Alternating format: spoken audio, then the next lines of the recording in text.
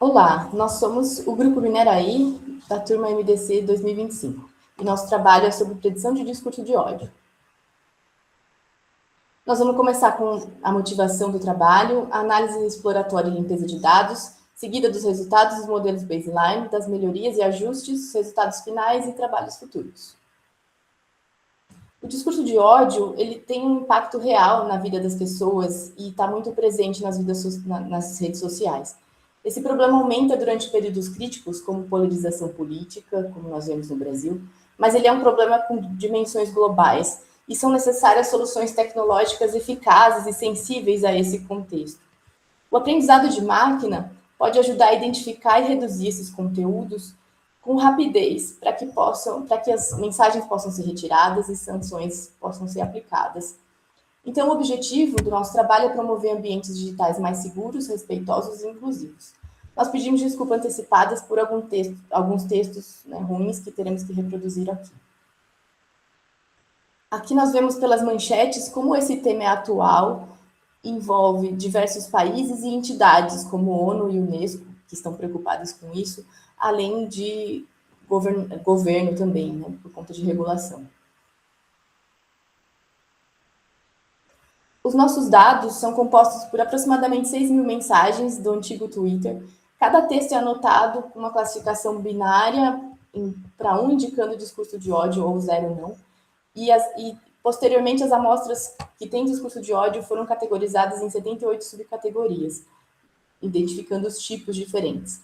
Os rótulos têm um modelo hierárquico, como a gente pôde ver na figura original do artigo. Então, uma classificação, um texto envolvendo fat women, por exemplo, ele está dentro de várias outras categorias de nível mais alto, como mulher, pessoas gordas, corpo e machismo. Então, o texto ele pode ser classificado em N subcategorias diferentes. Aqui a gente apresenta um histograma e vemos que a principal subcategoria dos discursos de ódio, nesse caso, é o machismo, as questões relacionadas à mulher e também orientação sexual, como homofobia, homossexualidade e questões de aparência do corpo. A gente vê um viés nos dados porque eles foram coletados no dia 8 e 9 de março, segundo o artigo original, então tem esse recorte do Dia da Mulher. Os nossos dados são desbalanceados, são numa relação de aproximadamente 4:1, então 3,71 de textos neutros e para textos de ódio. Isso foi considerado no treinamento, atribuindo pesos inversamente proporcionais. A limpeza de dados começou com o uso desse pacote NLTK para o grupo de Stop Words em português. Nós adicionamos algumas palavras do mundo virtual, né, algumas abreviações do mundo virtual nesse conjunto de Stop Words. Removemos as URLs, passamos o texto para a caixa baixa e nós removemos a palavra não das Stop Words, ou seja, ela foi considerada, ela foi mantida nos textos porque ela tem uma conotação negativa e ela pode indicar, né, o discurso de ódio. Nós também fizemos testes com 3 limpezas diferentes. O primeiro, mantendo os acentos. O segundo, mantendo os acentos e mantendo a pontuação, porque, por exemplo, exclamação, reticências podem ajudar a indicar, né, enfatizar essa questão do discurso de ódio. E também sem acentos, porque pela escrita, né, das pessoas nas redes sociais, por exemplo, para que sapatão e sapatal, por exemplo, fossem considerado o mesmo token. E os melhores resultados com todos os modelos que testamos foi com a limpeza com acentos, mantendo os acentos. Aqui nós temos uma primeira análise dos dados através da nuvem de palavras do discurso de ódio. Então, isso confirma o histograma, né, as palavras principais aí relacionadas à mulher, escolhas sexuais e palavras depreciativas em relação à mulher.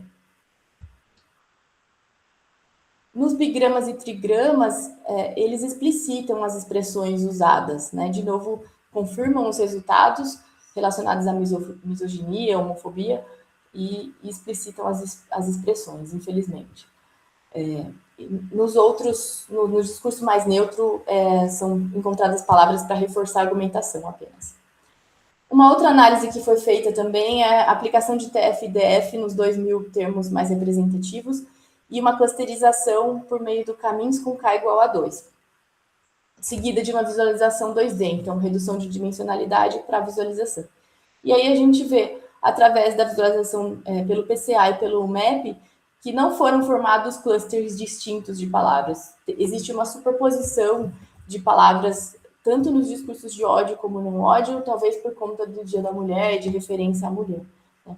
E no TF-DF também existe uma perda de contexto, né, nessa análise. Então, agora que a gente viu os dados, né, a gente pode entrar mais no problema em si. Então, esse é um problema claro de classificação binária, nós temos duas classes, discurso de ódio e não discurso de ódio.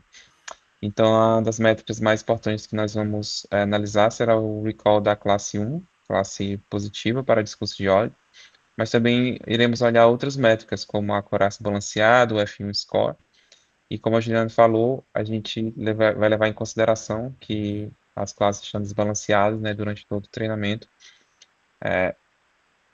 E aí, como nós vamos utilizar modelos Transformers, fizemos análise para saber qual vai ser o max length utilizado. E aí, como vocês podem ver, o max length que a gente escolheu foi 60, mas também temos os outros percentis, né? Então, lembrando do trade-off de max length e tempo de treinamento. E o batch size também, o batch size que conseguimos utilizar foi 64, né? Devido às limitações do Colab. Então, escolhemos alguns baselines para, né, temos uma base de comparação. Dos modelos clássicos, fomos com as florestas aleatórias, por conta, né, dessas subcategorias que tem inerente nos dados. Também utilizamos a RNN básica e 3 modelos Transformers, que analisam textos em português. E também fizemos uma análise com o Gemini. Então, os modelos clássicos, né, tipo as florestas aleatórias, a RNN, foram os que saíram melhor. Os Transformers nós não fizemos nenhum treinamento a princípio, né? Só pegamos, né, do jeito que eles vêm com os pesos que eles já vêm de fábrica, vamos dizer assim. E aí vocês podem ver que alguns deles apenas acertaram a classe 1 ou então apenas a classe 0. E o Gemini também, né, por ser um modelo de linguagem genérico, ele não foi capaz, né, de detectar essas nuances dos discursos de ódio. Foi um pouco melhor do que os modelos Transformer de fábrica, vamos dizer assim, mas ainda assim não se compara aos clássicos, aos modelos clássicos. Aí realizamos algumas melhorias, né, fizemos o fine-tuning dos Transformers durante 15 épocas, e também entramos com algumas análises de ensemble na esperança de que alguns modelos eles pudessem, né, cobrir os defeitos de outros modelos, né? Então, tipo, um modelo que não consegue classificar muito bem o discurso de ódio, em certas ocasiões seria coberto por outro modelo que conseguisse melhor. E aí, nos modelos ensemble, nós fizemos duas classes, vamos dizer assim, um com meta-learning e o outro com votação, e aí os tipos de votação que nós utilizamos foi a votação majoritária, e uma votação tipo ou lógico, né, que é se um dos modelos disse que tinha discurso de ódio, nós consideramos que a amostra tem discurso de ódio. Então, esses foram os nossos resultados completos, né, e aí vocês podem ver, esses são as melhorias que os modelos, né, nos quais a gente aplicou as melhorias que a gente falou anteriormente, e aí os modelos Transformers já estão bem melhores do que, né, os de fábrica, vamos dizer assim. Mas o que saiu melhor foi o modelo Ensemble com a votação que a gente está chamando aqui de votação relaxada, que é com o lógico. E a gente também trouxe as matrizes de confusões para, né, só dar uma ideia de onde esses modelos erraram mais. Trouxemos o melhor dos Transformers, que foi o de Stubert, e o melhor dos ensembles, que foi o ensemble de votação relaxado, que a gente chama. Nós também passamos alguns modelos pelo conjunto de teste, como vocês podem ver aí. E é isso.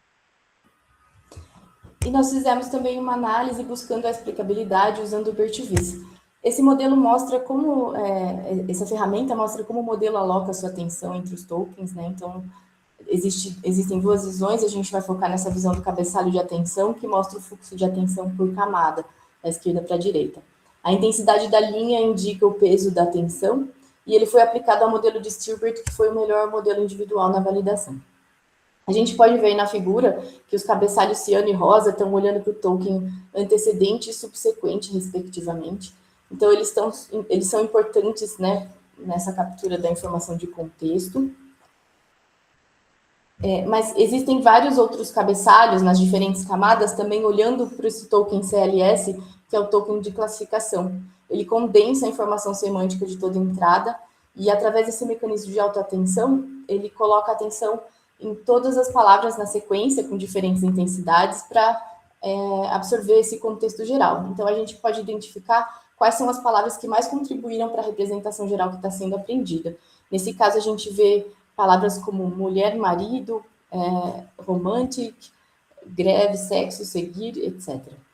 E também, esse cabeçalho em específico também está mostrando algumas ligações entre verbo e objeto, tipo prepara jantar, faz greve, ou então ligações entre substantivos complementares, como fim e noite, fim de noite.